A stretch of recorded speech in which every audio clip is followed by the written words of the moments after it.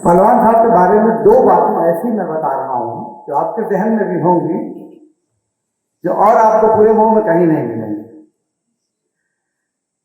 आप देखते होंगे कि अलग अलग फील्ड में काम करने वाले अलग अलग, जैसे कोई तालीमी मैदान में काम करता है, कोई सेहत के, तो कोई सियासी, तो कोई समाजी, मगर मुंह में कोई एक नाम भी पहलवान साहब के अलावा ऐसा नहीं मिलेगा जिन्होंने खेल के मैदान में काम किया हो, जिन्होंने सेहत के खेल के मैदान की हालत ये थी कि फुटबॉल का टूर्नामेंट करा देते और कुश्ती तो बड़ी बड़ी करा देते। मैं भी उन कुश्तियों में गया हूं और खुद लड़ते भी थे, लड़ाते भी थे। सेहत के मैदान में आप देखेंगे तो उन्होंने अमराजी हॉस्पिटल कायम कर दिया। तालीम के मैदान में आप सब जानते ही हैं आलिया को लेकर कितनी उनकी खिदमत थी। समाजी खिदमत में शायद मोहल्ले का कोई शादी ब्याह ऐसा न रहता हो जिसमें पहलवान साहब न रहते हों। इसके अलावा और उनको सियासी मैदान में अगर आप देखेंगे तो सियासत में बहुत ज्यादा दिलचस्पी लेते थे और खुद चुनाव भी लड़े। तो एक आदमी में इतनी खूबियों वाला आदमी आप शायद तो गौर करिए, पूरे मुंह में कोई नहीं मिलेगा, आज भी नहीं मिलेगा। दूसरी जो कमाल की बात थी उनमें, जो जिसकी मिसाल नहीं मिलती है, कि कोई भी सियासतदान, चाहे मैं हूं, चाहे इम्तियाज साहब हूं, चाहे मौलाना हबीब रहमान नुमानी, मौलाना, चाहे उसके पहले जितने सियासी लोग रहे हों, चाहे यहाँ थे, चाहे गोपाल, किसी भी सियासी, चाहे साजिद भाई हो, चाहे तैयब पालकी हो, किसी भी सियासी आदमी ने अपनी औलाद को सियासत में नहीं डाला, न समाजी काम में डाला। हालांकि बहुत सोचने वाली बात है कि आखिर क्या वजह है कि जो सियासत और समाज में काम करने वाले लोग हैं अपनी नस्लों को उससे दूर रखते हैं, यानी कि मैंने भी अपने बच्चे को दूर रखा है। ये बड़ी गौर करने वाली बात है। इसका मतलब ये हुआ कि ये घाटे का सौदा है। अगर नफे का सौदा होता तो लोग अपनी नस्लों को इससे दूर नहीं ले जाते। जिस फील्ड में डॉक्टर का बेटा डॉक्टर होता है, इंजीनियर का बेटा इंजीनियर होता है, बुनकर का बेटा बुनकर होता है, कारोबारी का बेटा कारोबारी होता है, तो आखिर सियासतदानों ने अपने बेटों को सियासत में क्यों नहीं डाला? क्यों समाजी लोगों ने समाज में अपने बच्चों को समाजी काम में नहीं डाला? इस पर गौर करिएगा। मगर पहलवान साहब एक वाहिद आदमी पूरे मौके ऐसे हैं जिन्होंने समाजी काम में अपनी औलादों को डाला, अपने बेटों को डाला, अपने पोतों को डाला।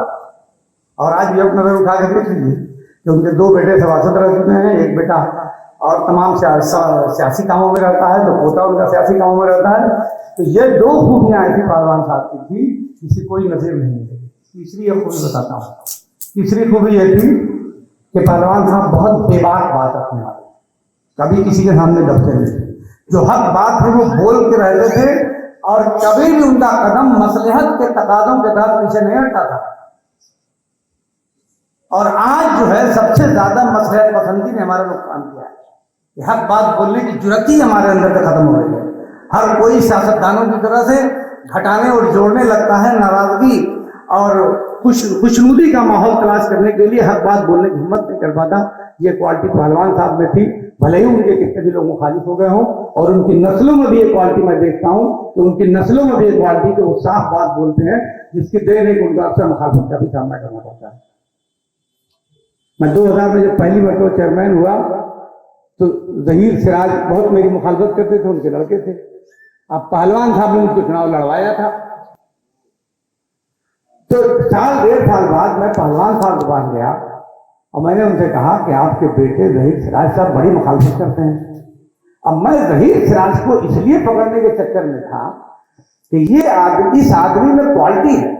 ये आज मुखालफत कर रहा है मगर मजबूत मुखालफत कर रहा है, तो ये मुखालफत जब बंद करके मुआफ़क़त में आएगा तो फिर उतनी ही मजबूती से साथ रहेगा, क्योंकि दल बदलने वाले लोग नहीं। और आज लगभग 24 साल के आसपास हो रहे हैं, आज हम लोग एक साथ काम करते चले आ रहे हैं, सिराज साहब और हम, और इंशाअल्लाह जिंदगी के आखिरी लम्हे तक हम लोगों का साथ रहेगा। पहलवान साहब चुनाव के जमाने में मेरे घर आए, कहे मैं तुम्हारी मीटिंग कराना चाहता हूँ। तो मैंने उनसे पूछा कि आप तो कांग्रेस पार्टी के, मैं समाजवादी पार्टी से लड़ रहा हूँ, आप मेरी क्यों मीटिंग कराएंगे सियासी? तो कहने लगे देखो भाई, विधानसभा का चुनाव हो चाहे लोकसभा का चुनाव हो, वो सिंबल पे चुनाव होता है, वहां से प्रदेश में और देश में सरकारें बनती है। मगर ये जो चुनाव है इसमें हमारे शहर में सरकार बनती है, और शहर में जरूरती हर मिनट हर लम्हे हमारे लोगों की जरूरतें हैं। अगर वहां कोई मुख्यमंत्री या प्रधानमंत्री गलत चुना गया तो उतना नुकसान नहीं पहुंच पाएगा कि अगर यहाँ एक चेयरमैन गलत चुन दिया गया तो 5 साल तक हमारी नस्लें हमें माफ नहीं करेंगे। इसलिए मैं पार्टी छोड़कर तुम्हारे साथ आया हूँ। उन्होंने मेरी मदद की। उस जमीन में मुझको ले गए जो आलिया की नई बिल्डिंग बनी है। तो उन्होंने मुझे प्लान बताया कि इसमें ऐसे ऐसे बनाना। तो मैंने उससे एक सवाल किया कि पहलवान साहब कि इतनी दौलत कहाँ से आई जो आप प्लान बता रहे हैं? मैं सब अल्लाह मेरा पूरा करेंगे। बात आई गई, खत्म हो गई।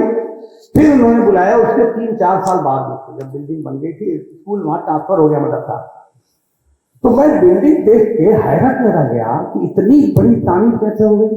तो मैंने फिर उनसे सवाल पूछा कि पहलवान साहब ये पैसा कहाँ से आया? तो फिर उनका जवाब वही था कि सब अल्लाह ने दिया। आलिया मदरसा जो नया बना है, आप लोगों में जिन लोगों ने अगर उसकी तामीर को न देखा हो तो मैं आपसे दरखास्त करता हूं कि आप जाइए और वहां का तामीर, वहां की तामीरी काम को देखिए, जो पहलवान साहब की आवाज चीख चीख कर उनके नाम को याद करता है। ऐसे कोई नहीं याद करता। इतनी खूबियों का मालिक कोई ऐसे नहीं हो जाता। बहुत सारे कारनामे ऐसे हैं, लेकिन ये कि तो सब खूबियां हुई। लेकिन आज के प्रोग्राम में एक कमी मौली साहब है। मेरी बात का बुरा भी मत मानिएगा आप लोग, क्योंकि मुझे भी आदत है जो बात हो तो कहने की, कि आलिया मदरसा बहुत सबसे पुराना मदरसा है और मेरे ख्याल से लड़कियों की तालीम का सिलसिला सबसे पहले आलिया ने शुरू किया। मुंह में आलिया जो इंटर कॉलेज है या जो उनकी जो मजहबी तालीम का जो इदारा है, उसमें हजारों लड़कियां तालीम पढ़ती हैं, तालीम लेती हैं। आज के इस प्रोग्राम में 21 मुकर्रिर बोलने वाले और सैकड़ों की तादाद में सुनने वाले। ख़वातीन की तादाद नीचे नहीं है, कुछ ऊपर है। तो ये जो इम्तियाजी सुलूक है, क्या इसे मजहब ने मना किया है? इस्लाम ने मना किया है कि क्या वो पर्दे के साथ यहाँ नहीं रह सकती? क्या यहाँ माइक पे आके जो उनकी प्रिंसिपल उनके स्कूल में रही हैं, जो टीचर्स रही हैं, उनके तासुरात भी 2 मिनट के लिए अगर उनके आ जाते तो क्या इसमें मायूब बात हो जाती? मैं मसले में नहीं जाता, उलमा इकराम यहाँ मौजूद हैं, वो इस पे फैसला करेंगे। लेकिन मेरी समझ जो कहती है कि हिस्सेदारी जब आधी है तो थोड़ी सी हिस्सेदारी दीजिए, आप थोड़ी हिस्सेदारी दीजिए पर्दे का। भाई बाजार में सारी औरतें जाती हैं, खरीदारी करती हैं, एक ऑटो रिक्शे में सफर करती हैं, दूर दूर हमारी बेटियां जाती हैं पढ़ाने के लिए 20-20, 40-40 किलोमीटर। तो महफिल जब कोई होती है तो महफिल में इम्तियाज को बरत दिया जाता है। मेरी बात अगर बुरी लगी हो तो मुझे माफ करिएगा, और अगर कहीं से भी इस बात में हक बनता हो तो इस पर गौर जरूर करिएगा। मैं एक मतलब फिर पहलवान साहब को खराज अकीदत पेश करते हुए और मौलाना अब्दुर्रहमान साहब को और उनके खानवाले के लोगों को और इम्तियाज नदीम साहब को दिल की गहराई से मुबारकबाद देता हूँ कि आपने बहुत ही बेहतरीन कदम उठाया है। आने वाले दिनों में अल्लाह रब्बुल इज्जत इसका अजर आपको जरूर देंगे। वाक़ अल्हम्दुलिल्लाह।